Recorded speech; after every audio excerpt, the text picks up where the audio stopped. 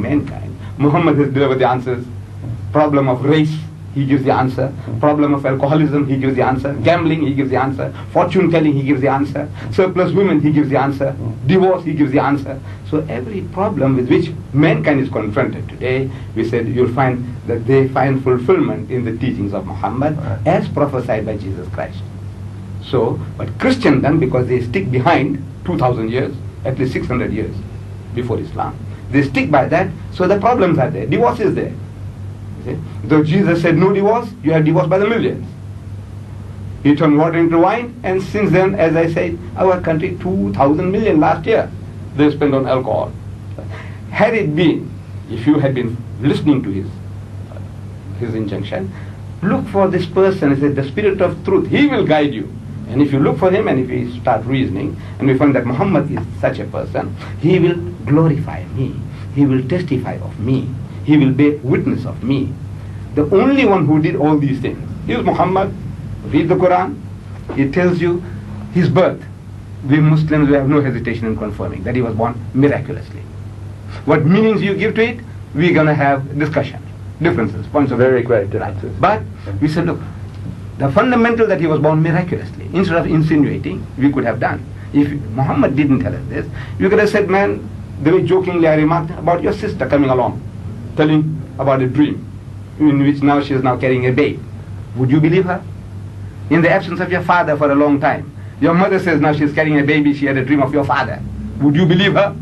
No. So in other words, how would we believe this Jewess 2,000 years ago that she heard voices and she carried a child? On the testimony of Muhammad, 1,000 million Muslims, they agree on the point that he was born miraculously, that he was the Messiah, that he gave life to the dead by God's permission, he healed those born blind and the lepers by God's permission. So in other words, it makes us respectful towards this mighty messenger of God. Muhammad testified and he glorified Jesus to his true position. I think it's very interesting that you have identified the Spirit of Truth as the Prophet Muhammad. Is that right? Correct. Now, in Christian revelation, the Spirit of Truth is God the Holy Spirit, and he will lead us into all truth. And that's where we differ most emphatically, again, because your Spirit of Truth is the Prophet Muhammad, and we believe him to be a false prophet, and our Spirit of Truth is none other than God, the Holy Spirit of Truth, to whom Jesus bore witness. And the distinction between the Prophet Muhammad and his prohibitions and the Spirit of Truth, which is the Spirit of God, is the distinction between prohibition on the one hand and self-control on the other. And that is why the Christian virtue is not so much submitting to legalistic prohibitions, but walking in the spirit of self-control. And that's a very important distinction. You see, it is very nice and easy to make flowery statements about the spirit that is working within you and voluntary control. But we see it doesn't happen in humanity. In South Africa, there are 200,000 white alcoholics. Whites. Among the coloreds, which are Christians, you see the Malay is a Muslim colored, an identity he carries. The colored is a Christian colored, 5 times the amount of alcoholics as any other race in the country. Of the Indians and the Africans, we have no statistics. Right. Now, had it been that if you had stood by the legalistic, as you say, prohibition, as Jesus Christ spoke in so many things, legalistically he spoke about divorce, legalistically he spoke about adultery. Had he the opportunity, and if the disciples had the capacity to receive the message, he said, I have yet many things to say unto you, but you cannot bear them now. Means you haven't got the capacity. For that reason, I'm leaving to somebody else. The Holy Spirit. And if that Holy Spirit is that Holy Ghost, in 2,000 years, I have been asked in 2,000 years, this Holy Ghost has not given you a single new thing. Jesus said, I have yet many. Many in English means more than one. All truth means more than one. I am asking, all churches and denominations have been asking, posing this question to. Perhaps you as a born-again Christian, you might be able to supply the answer. No doubt about it. Right. Akbar, He said, we can what, give let me just finish, Irene a chance as well. this. In 2,000 years, I'm asking this Holy Spirit to any church, give me one new truth. Only one. That Jesus Christ was not able to give in so many different words. One new. I'm asking, I haven't received it yet. Simple word of that is that the Holy Spirit came after Jesus had ascended and revealed to the disciples the whole truth of the birth, life, death, resurrection, ascension, kingly reign and return of Jesus. But only the Holy Spirit can reveal that to a darkened heart. Irene, have you a comment? Please, yes. Yes, please. I would like to say that there's a difference between just the world in general and one who is walking in the laws and statutes of God as brought about by Jesus Christ in the power of the Holy Spirit.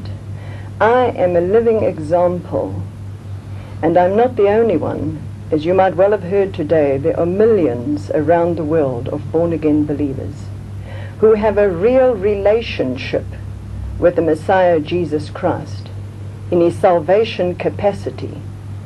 He says in his word that he shall write his laws upon our hearts, and the Holy Spirit shall lead us and guide us into all truth.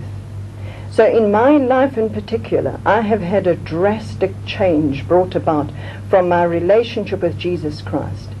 Before I had that living relationship, I was just such a one as those in the world that were drinking, smoking, and doing whatever I saw fit in my own sight. But when I came into the living reality of the Lord Jesus Christ as given to us in John chapter 3, that no man shall enter the kingdom of God lest he be born again by the Spirit of God. When that took place in my life, living reality, you said you haven't seen anyone that these things have happened to. This happened in my life, where his laws were instantly imparted into my life by his Spirit. Alcoholism fell away, smoking fell away, lies, cheating, deceit, all those things fell away. And I became a living example of the power of the message of salvation through Jesus Christ. Madam, I didn't say that I didn't come across a single Christian who would be, a good example of what a good Muslim or a good Christian would be. But this born-again cultism that you're talking about, you see, when you look at in the world today, you're talking about millions. America claims, according to Billy Graham in his book, How to be Reborn, see, there are 70 million born-again Christians in America. 70 million, that's about 1/3. Yet in that nation, in June, 300,000 sodomites, they gathered in San Francisco on a pilgrimage, led by 50 lesbians on motorcycles. In this country, which claims to be a Christian country, at Buffalo, only yesterday, was it a few weeks ago, in Buffalo outside Port Elizabeth, these Christian women, absolutely naked, with bare breasts, Not Christian. they This claim is where we differentiate. it was organized by a Christian society, that Buffalo rally, So called. Christians they call themselves, and they had this woman having intercourse with black men in public. This was videotaped, which you can't buy today because it's censored. So I said, look, a system that can save half a dozen here and there, or 70 million as they claim in America, it's a good system that if you can save a few. But a system which stops you from being a drunkard. You see, each and every born again that I meet, he is telling me, he's confessing that he was a drunkard, he was an adulterer, he used to speak daha, and on and on. Not one of them said, look, this system saved me. As a Muslim I can say, and millions of Muslims can say, that look, we don't touch alcohol because my system prohibits it. I haven't touched it, I don't know what it tastes like, and I'm not likely to touch it because my system says no. The biggest society of teetotalers in the world are the Muslims, simply because straightforward, directly we were told, don't touch alcohol, we don't touch it. Don't gamble, we don't gamble. Don't dance, we don't dance. You see? So in other words, a system that can stop you from falling into the mire is a better system than a system that extricates you, salvages you, which you are salvaged. I say congratulations to you. You are also salvaged. As you say, you are born again. I say congratulations to you. Praise the Lord. Right? But I said the system that stops you from falling into that mire is a better system than the one that allows you to go in. Mr. Deedat, at this point, if you want to speak with that tone, I actually know a lot of Muslims. I've been to Israel and I know a lot who partake of alcohol. So the basis that you're speaking on, It doesn't really make sense, because we are claiming something which you yourself are claiming. You're claiming it from the legalistic point of view that you are told not to do. We're claiming it from the spiritual point of view that God gives us the ability not to do. So, and we have also differentiated, which you've avoided now, in the fact that there are differences in Christianity, the same as there are differences, you would say, in Islam. Those that are totally devoted and those who are not. In Christianity, there's only one that is called a Christian by Almighty God.